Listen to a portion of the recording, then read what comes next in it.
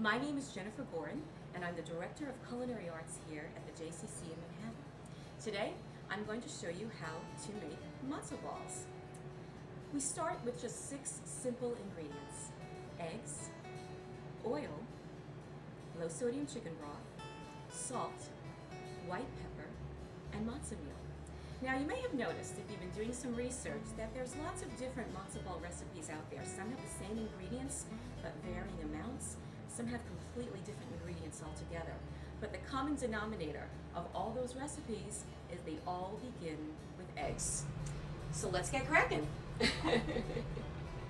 We're going to start with 4 eggs.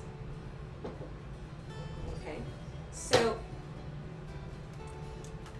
the second ingredient is oil. So once we get these all cracked, we're going to give them a quick whisk, and then we're going to add our oil.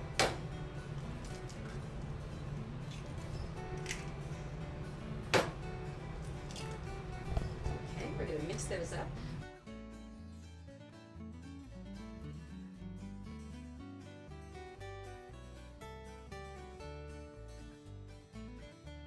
This next step, some people like to add salsa. Some people like to add water. I like to add low-sodium chicken broth. I think it just gives it an extra special flavor. It just adds a little extra something, a little extra brightness. We're going to add 4 tablespoons of chicken broth. I'm going to give this a little bit shake. I happen to like using mashed nuts. Give that a little shake. And I'm going to actually measure it out over my separate bowl. That way, in case my hand slips, I don't have too much broth in my mixture of eggs and oil. And that has been known to happen. 1.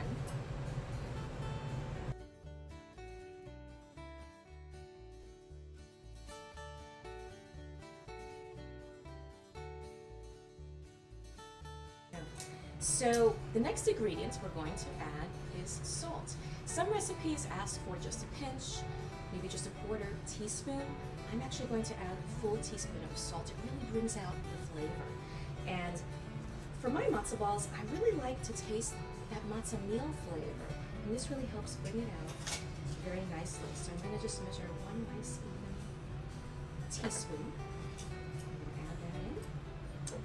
And mix it up. So we're going to add 1/4 teaspoon of white pepper.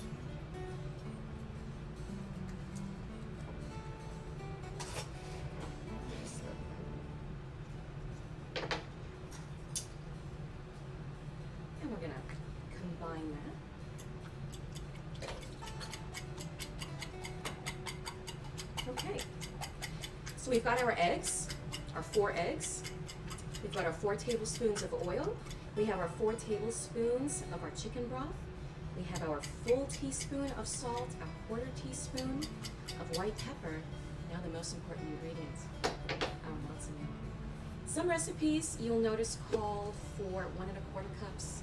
Some call for 3/4 cups. Some call for a full cup. I'm actually going to use just scant of a full cup. I find that that gets it just to the right texture. There's a lot of controversy, it seems, about what kind of matzo balls people like. Some people like them very airy and light and fluffy, and I've recently learned a lot of people like them a little bit heavier and chewier. I like them to be very light and fluffy on the outside, but with just a little hint of substance on the inside, and I find this just scant 1 cup gets it to where I like it. I hope you like it too. Okay, so let's measure out our matzo.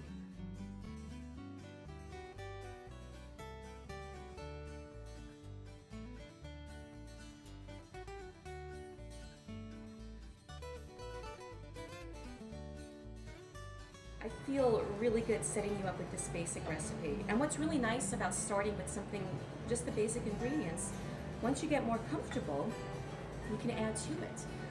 You can chop up some beautiful herbs, maybe some dill and some parsley, and add that into your matzo ball mix. You can add spinach into your matzo ball mix and truly create something that's unique and your own. So we're almost getting this all combined. See, it's starting to thicken up.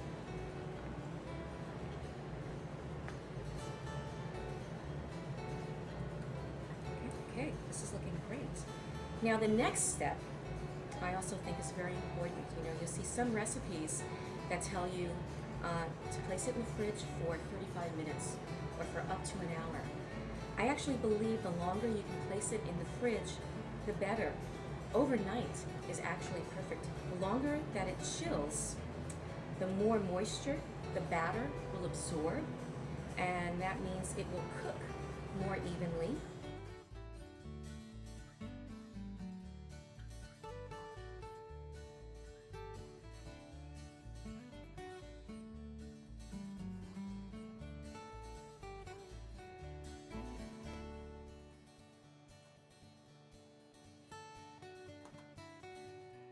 It's very important to generously season the water with salt. Just like pasta, you know, how pasta absorbs the salt from the water, so do the matzo balls. And we want these to be very flavorful. The longer that they cook with water that's not salted enough, they'll actually lose flavor. We want them to retain their beautiful flavor. So I'm going to very generously salt the water. To add additional flavor, I like to add some chopped celery and some chopped onion. I'm gonna add some celery. Let's get that one. Some nice chopped onion.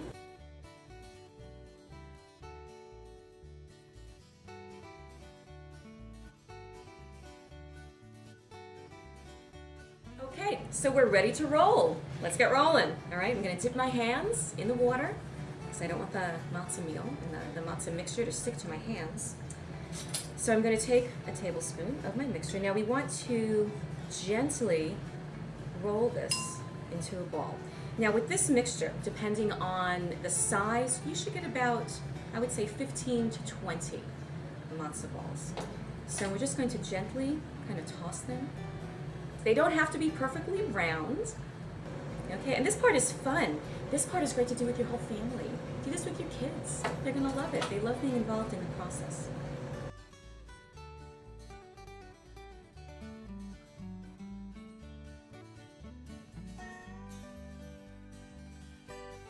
All right, so now that we have gently placed all of our matzo balls into the cooking water, let's take a peek and see how they're cooking. Now notice I'm cooking them covered. You definitely want to cook them covered, especially if your matzo balls are larger, because you want to retain all of that delicious cooking water. You don't want it to cook off.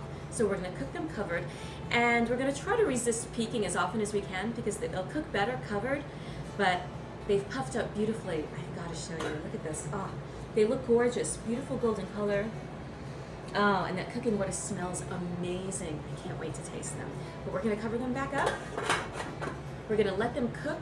We're going to test them in 1 hour. So I'll see you in about an hour.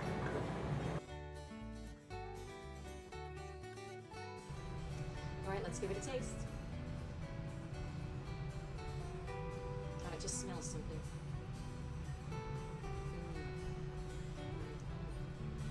That's perfect.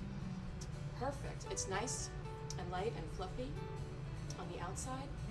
Just enough substance on the inside, just the way I like it, with great matzo flavor, highlighted and made brighter because we properly salted our cooking water and added our celery and onions. It tastes delicious. Now let's try it in our seat.